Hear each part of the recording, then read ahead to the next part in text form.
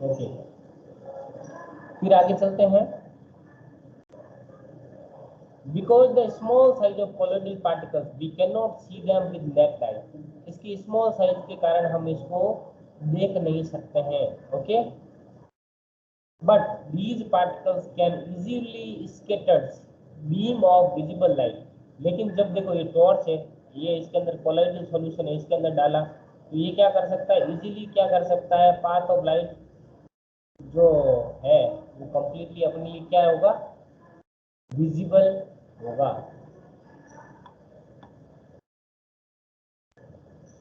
Okay, फिर आगे देखते हैं। This scattering of beam of light is called Tyndall effect. अब जो ये लाइट को जो स्कैटरिंग ऑफ लाइट होता है इसको क्या बोलते हैं, scattering of beam of light is called Tyndall effect after the name of the scientist discovered this effect. तो इसका नाम टिंडल इफेक्ट इसलिए पड़ा क्योंकि इसको किसने डिस्कवर किया था, टिंडल ने, साइंटिस्ट का नाम था। Okay, Tyndall effect can also be observed when fine beam of light, एक fine beam of light है वो enters होती है कहाँ पर, एक रूम में, through a small hole की help से। This happens due to scattering of light by the particles of dust and smoke in the air. आपने देखा होगा, आपको एक एग्जांपल बताएं, जैसे आपका घर है, ठीक है, घर है, घर के पास एक, घर के रूम में एक खिड़की है, ठीक है, खिड़की में कोई छोटे छोटे होल हो रखे हैं, तो रात को तो अंधेरा रहता है, सुबह जब है ना सनराइज होता है तो सन की रेज धीरे धीरे ऐसे मतलब अंदर आती है ना उस उन होल की हेल्प से, तो हमें मतलब कैसा दिखता है, साथ में अपन को एक धूल धूल भी दिखती है, अलग अलग कलर भी दिखते हैं। अरे बोलो, hello class, am I audible? Yes, sir. Then why are you not responding? क्या यहाँ पर कोई हॉरर मूवी दिखा रहा हूँ मैं कि जो इतने डर के बैठ गए?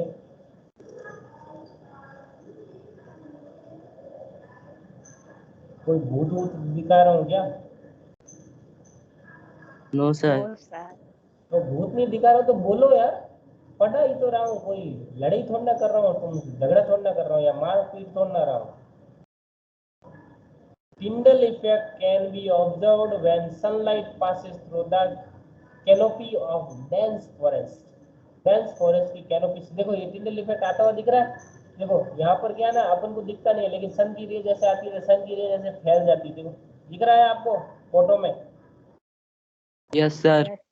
इसको बोलते हैं Tyndall effect. In the forest mid mist contains tiny droplets of water. Mist क्या होती है, ओस, which act as a particle of colloids, जो एक्ट करती है कोलाइड की पार्टिकल्स की तरह, जो कि डिफरेंस होती है किसमें, एयर में। प्रॉपर्टीज ऑफ कोलाइड देखते हैं। A colloid is a heterogeneous mixture. Colloid कैसा मिक्सचर है, हेट्रोजीनियस मिक्सचर है। The size of particles of a colloid is too small to be individually seen by naked eyes. तो ये बहुत ही छोटा होता है जो अपन इंडिविजुअली सीन कर सकते हैं, किससे, नेक्ड आइज से। Colloids are big enough to scatter a beam of light. तो कोलाइड एक बिग इनफ होता है स्कैटर करने के लिए किसको, बीम ऑफ लाइट को, जो कि पासिंग थ्रू हो रही है, एक make it path visible, path को क्या बना सके, विजिबल बना सके।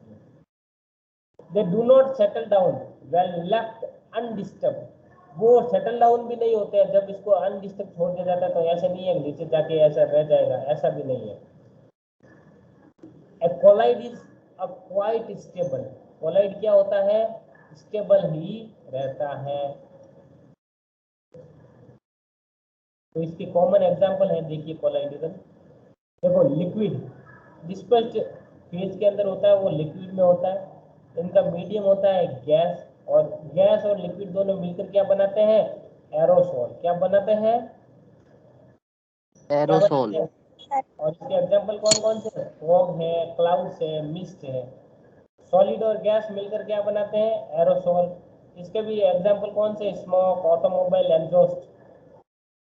गैस है, गैस और लिक्विड मिलके क्या बनते हैं, फोम बनते हैं।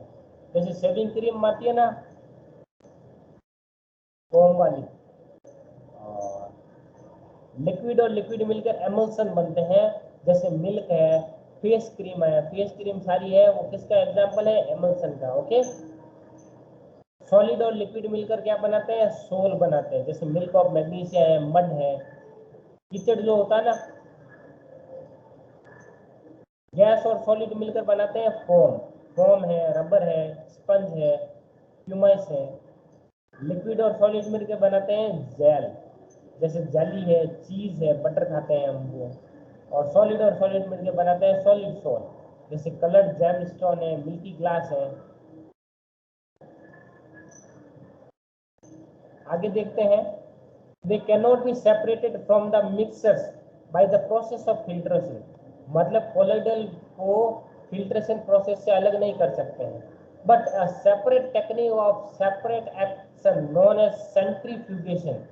सेंट्रीफ्यूगेशन क्या होती है, can be use to separate colloidal particles. जैसे दूध होता है, दूध को हमने जमाया तो क्या बन गया, वो कर्ड बन गया। ओके, अब कर्ड से मेरे को कोलाइडल मतलब मक्खन अलग करना है, तो मक्खन के लिए मेरे को क्या करना पड़ेगा, उसमें सेंट्रीफ्यूगेशन मतलब उसको विलोना करना पड़ेगा, विलोना करना पड़ेगा। Yes sir. तो इस प्रोसेस को बोलते हैं सेंट्रीफ्यूगेशन। क्या बोलते हैं, क्या बोलते हैं, सेंट्रीफ्यूगेशन। हाँ। The component of colloidal solution are dispersed phase, dispersed phase के अंदर होते हैं, और dispersion medium.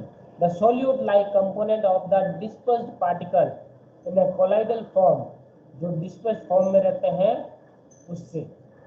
And component in which dispersed phase is suspended, वो सस्पेंड हो जाती है, मतलब जो कंपोनेंट डिस्पर्स्ड फेज में रहता है वो सस्पेंडेड हो जाता है, वो कहलाता है क्या, डिस्पर्जिंग मीडियम। ओके, जिस मीडियम में वो सस्पेंड हो जाता है कोलाइडल से, वो उससे कोलाइड अलग हो जाता है और पीछे खाली लिक्विड लिक्विड रह जाता है। Colloids are classified according to the state, solid, liquid, gas, जैसा अभी हमने पढ़ा था। ठीक है, हम डे एवरी डे अपन कॉमन लाइफ में ये यूज करते हैं, ये सब अपने टेबल अभी कर ली हमने। नेक्स्ट देखते हैं, separating component of A mixer. Separating the components of A mixer, separate करना कंपोनेंट्स को किससे, मिक्सर से। तो ये सेपरेटिंग किस तरीके से करेंगे,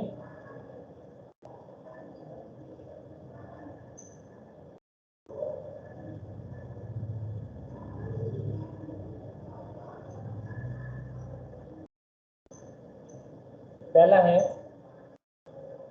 we have learned that most of the natural substances are not chemically pure। तो हमें पता है कि कोई भी नेचुरल सब्सटेंस है वो केमिकली क्या नहीं है, प्योर नहीं है। Different method of separation are use to get individual component from a mixer. तो different different separation method use किए जाते हैं, तो किस लिए, तो इंडिविजुअल कंपोनेंट को मिक्सर से अलग करने के लिए। एंड नेक्स्ट है, separation makes it possible to study and use the individual component of a mixer। तो सेपरेशन है वो individual component of A mixer को अलग करने के लिए इसका यूज किया जाता है। जैसे हिट्रोजीनियस मिक्सर्स है, इसके अंदर ये होता है मेनली होमोजीनियस को तो अलग करने में क्या है, होमोजीनियस है वो मिल गया, उसको फिल्ट्रेशन मेथड या फिजिकल मेथड से अलग कर सकते हैं, जबकि हिट्रोजीनियस मिक्सर को अलग अलग प्रोसेस से पास करना पड़ता है अलग करने के लिए। Can be separated into the respective constituents by simple physical method। Simple physical method से इसको अलग कर सकते हैं, लाइक हैंड पिकिंग से, sieving, filtration that we use in our day to day life। Sometimes special techniques have to be used for the separation of the component of a mixer। component of a mixer के separation के लिए इसका use किया जाता है। How can we obtain colored component dye from blue black ink? Blue black ink से किस तरीके से इसको अलग किया जा सकता है वो बताइए। तो इसके लिए क्या करना पड़ता है अपन को,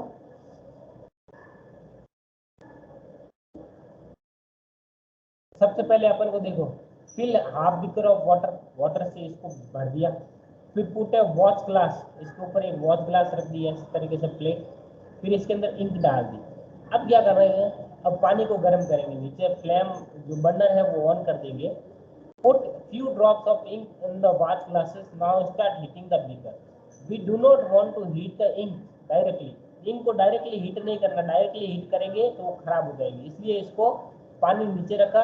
पानी जब ये वेपर में कन्वर्ट होगा तब ये इसको हीटअप करेगा। Continue heating as the evaporation goes on. Stop heating, जब इवेपोरेशन होना स्टार्ट, मतलब ये वेपर में कन्वर्ट होना स्टार्ट हो जाए तब अपन को क्या करना है, हीटिंग को रोक देना है, बर्नर को बंद कर देना है। And any further change of the watch glass, observe करते हैं इसके रिकॉर्ड को और ऑब्जर्व करते हैं क्या हुआ इस एक्सपेरिमेंट में। तो नेक्स्ट देखते हैं। तो हम देखते हैं, we find that ink is a mixture of a dye. Ink किसका मिक्सचर है, डाई का। किसका मिक्सचर है, डाई का।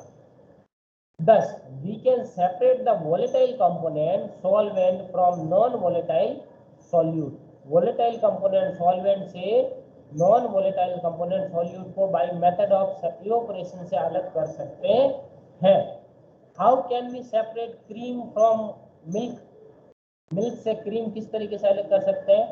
Nowadays we get full cream, toned and double toned varieties of milk. Milk में अपन देखते हैं ना, दूध लेके आते हैं सरस का, अमूल का, तो उस पर लिखा होता है टोन, मतलब उसके अंदर फैट है उसको निकाल दिया जाता है। डबल टोन मतलब पूरी कंप्लीटली फैट निकाल दिया जाता है।